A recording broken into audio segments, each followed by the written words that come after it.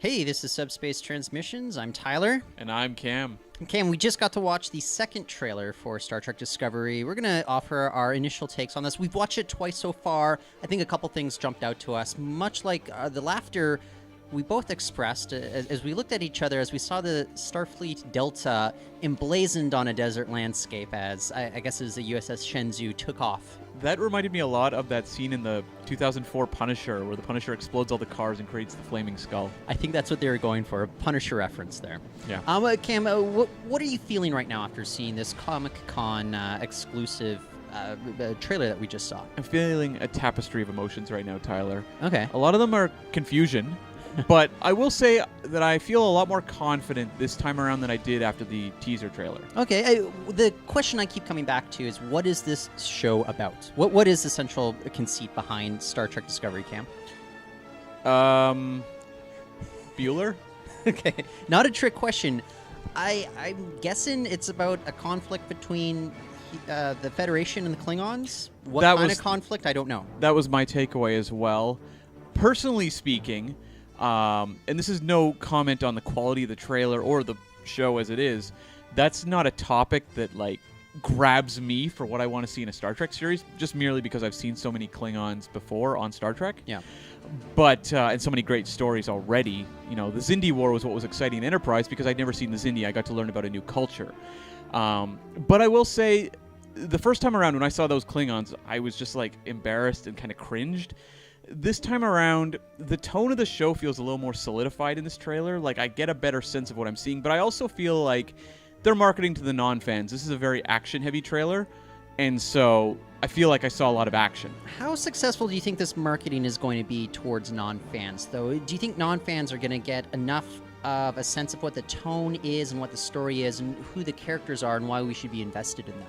Well, can you tell me about the characters based on this? Well, you know what? There's some Lorca stuff. I love Jason Isaacs.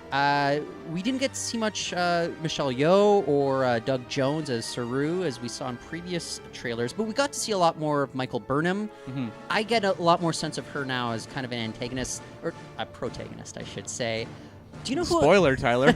I hope not. Do you know who I dug the most out of this trailer, though? James Frain as Sarek. Right. I mean, that really grabbed me there. What were some of the things that jumped out to you, some of the highlights, Cam? Lorca. I'm actually really into the character of Lorca because I don't know what they're going to do with him. Yeah. A lot of the buzz out of Comic-Con was how he was the most complex and kind of darkest character. Well, Jason Isaacs used the words effed up to describe this character. And so I'm getting a vibe he might be like a Captain Bligh character from Mutiny on the Bounty, for those that don't know. Hey, people should be familiar with that Klingon bird of prey that was named the Bounty, of course, in Star Trek 3, The Search for Spock. That's right. A captain who's very fallible, because we know that he's not going to be the captain throughout the series. Yeah, I get that sense. Some other things that jumped out at me. The look of this alien that we saw at the very beginning at this desert landscape. I like how they're going beyond just kind of the bumpy-headed forehead. Yes. What do you make of this kind of look here? I'm really into it. I like that they're taking a different visual look. I know that's a problem when it comes to comparing the canon of the original series and, Next Gen with this. But you don't want just one person, his entire half face is white and the other side is just all black? I would be so down. If this series was a war with that species, oh my God, sign me up. Okay. But I like that they're kind of pushing boundaries. You and I, look, we both appreciate canon. Yes. But we're ready for an updated look, even though this takes place 10 years before Star Trek, the original series. Yeah. I don't think you and I are going to be sticklers the way maybe some fans are when it comes to the different look of the show. No, and I'm not complaining at all about the new uniforms or, a lot of the visuals. You love those new uniforms. I love them. But you know what? I loved Enterprise, and it definitely had a very different visual look than TOS, and I don't complain about that either. To me, it really comes down to the storytelling, and I think this trailer, they're still not selling what the story of the series is. Yeah. Other than conflict between the Federation and the Klingons. I said it on our podcast that was delving into the initial trailer, but I think the reason why we don't quite know what the story is because there's going to be a lot of surprises as this unfolds, not just in episode 1, episode 2, but throughout the season. And I don't think they really want to give it away, but that's why I kind of come back to whether or not this is going to be successfully marketed to non-fans. Do you think the fact that Star Trek's coming back for the first time in more than a decade, on the small screen anyway. Is that going to be enough of a selling point? Do you think non-fans realized it hasn't been on the air in a decade? That's what I wonder. Not everyone's doing a podcast every single week like you and I are, Cam. They're not? But some other things that jumped out to me. I don't know what Burnham's doing in that brig. Right. She spends an awful lot of time there. Cam, you actually mentioned that she has a particularly iconic shot. What did that remind you of? She does the superhero landing, made fun of in the movie Deadpool. Iron Man does it all the time. I think Wonder Woman did it in Wonder Woman. With the landing with the one hand on the ground. That's not a great way to land. It could be hard on your back. I mean, having done some martial arts, I know the different ways to do break falling. That ain't one of them. Can you do some moves for our viewers? That's a special video transmission. Okay. Maybe she has gravity boots or something. Sure. What did you make of the transporter effect? We saw that in the first trailer. We get to see Yep. it again. And we also see, it looks like Burnham and the captain of the Shenzhou, Michelle Yeoh's character, kicking some ass. They've got the armor on. They've got their phasers pointed in the enemy's direction, I'm assuming. Yeah, no, it all looks good visually. Like, I think they're taking a very hyperkinetic look at Star Trek in terms of how to represent it on TV. We've never seen TV tackle Star Trek in this way. We saw J.J. Abrams do it in the films. And so, look, I'm totally cool with them doing a more visceral approach to action, so long as the storytelling's there to support it. Because a lot of the big complaints with the J.J. Abrams was that the stories got a little bit, maybe a little cartoony or just silly or very blockbuster-esque. Right. Whereas that's not what I want to see in a TV show. So I'm hopeful. I'm very hopeful. No, you're mad. Oh, that too. Mudd too. Oh, you're Mudd. Okay, Yeah. I get it now. Let's talk about Harry Mudd because, Yeah. Harry Mudd's been very polarizing on our podcast. Yes. I'm a huge fan. I love him so much. No, I don't. But, you're not a big fan. This look, Rainn Wilson as Mudd, this is the first time we've seen him. Very different representation of what I would expect Harry Mudd to be. This almost felt like a Joker character. I don't know what to make of him. I don't know why they're calling him Harry Mudd. I think they could have done a Cyrano Jones sort of throwback as opposed to Harry Mudd. I disagree based on what I'm seeing. This doesn't even look like Cyrano Jones. This feels like a more kind of ominous character. Kind of like a Trelane? Maybe? Kind like a big trickster? Trelane's kind of immature though and childish. Yeah. To me this felt a little bit like what they did with Khan in Into Darkness. Yeah, the thing is, Mudd didn't have that much agency when he was in the original series. No. He was always kind of that scrappy sort of character. Right. I have issues with him because he was a sex trafficker, and they kind of, I don't know, made light of it to a certain degree, or didn't really recognize that that's a very serious offense. Right. But Yes. here, I don't know, they're making him more, like you said, kind of that ominous sort of, almost kind of like a trickster sort of Loki sort of figure. That's a good comparison, Loki. He's almost like the insane character that is the only one that recognizes the truth of the situation, which is a very popular device in film and TV, in storytelling across the board, really. And I'm interested to see how they use that, but part of me wonders if the only reason it's Harry Mudd is because it's a recognizable character. They didn't want to create a new character to fill that role.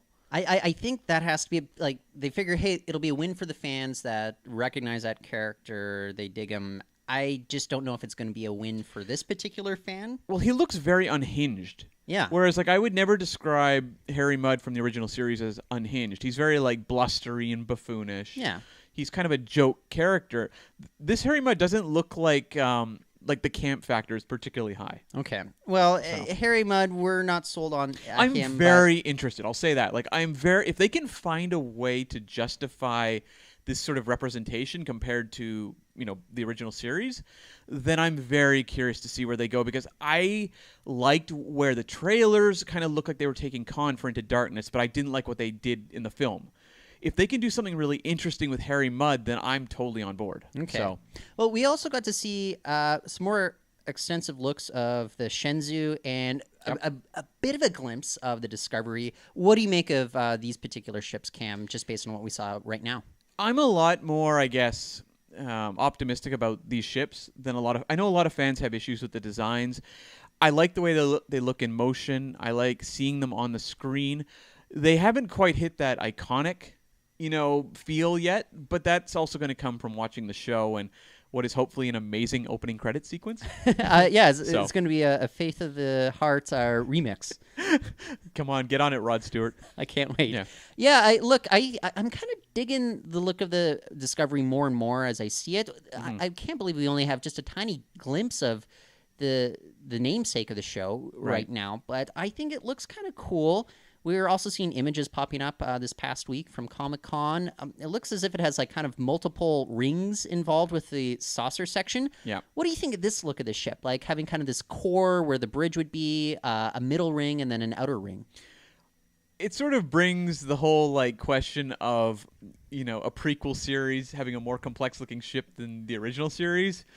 But look, I was willing to look past it with Enterprise. I'm willing to look past it here if it works. I like the look of it so far. Maybe they realize that design doesn't really work, and that's why they got rid of it for future ships. Maybe for the next 100 or so years that we witness in the Star Trek universe. I'm curious. We know this is the most serialized Star Trek show yet.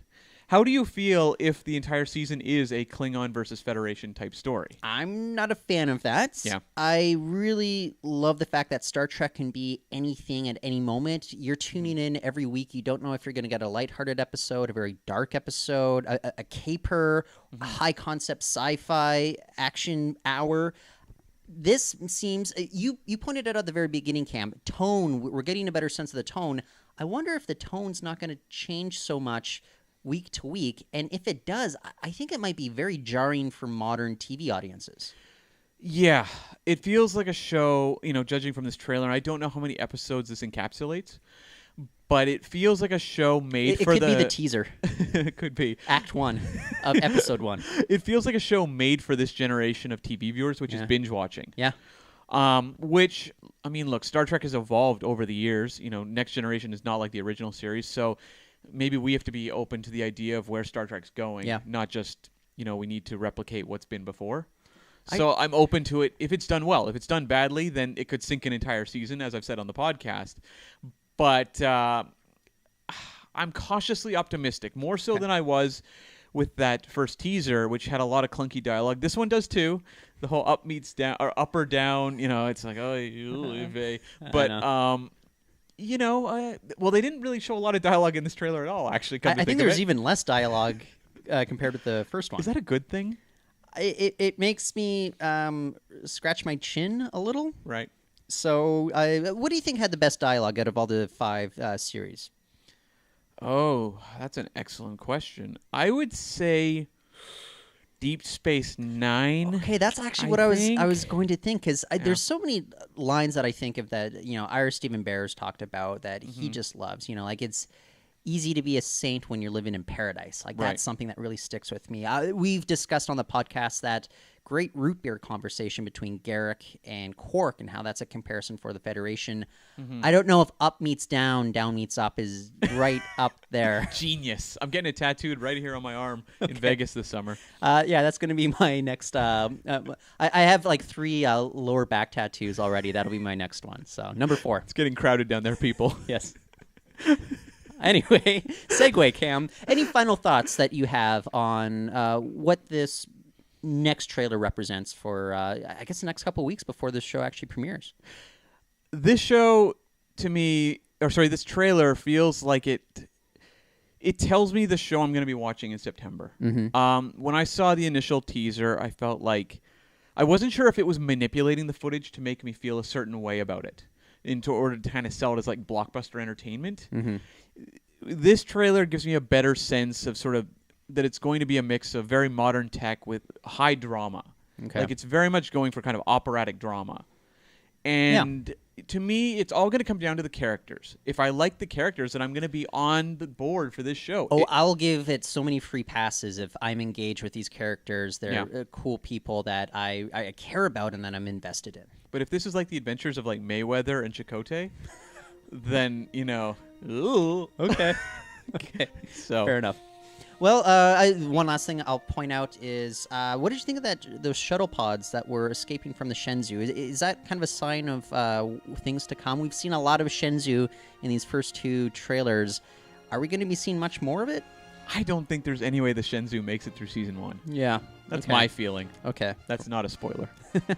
Well, guys, if you want to find out more, go to facebook.com/subspacepod. Follow the Subspace Transmissions podcast there. You can also follow our podcast. Go to iTunes or Stitchers. Just search for Subspace Transmissions. Cam, we're on Twitter. Where can we find you? I'm at Cam. V is in very excited for Discovery. ? Exclamation mark. Smith. Wow. Okay. You can find me at Reporton. That's REPORTON. N as in not as trepidatious as I was just a few weeks before with regards to Star Trek Discovery. And isn't that a good feeling, ultimately? Ultimately, it is. It's like I'm Chakotay on a vision quest. Ah, yes.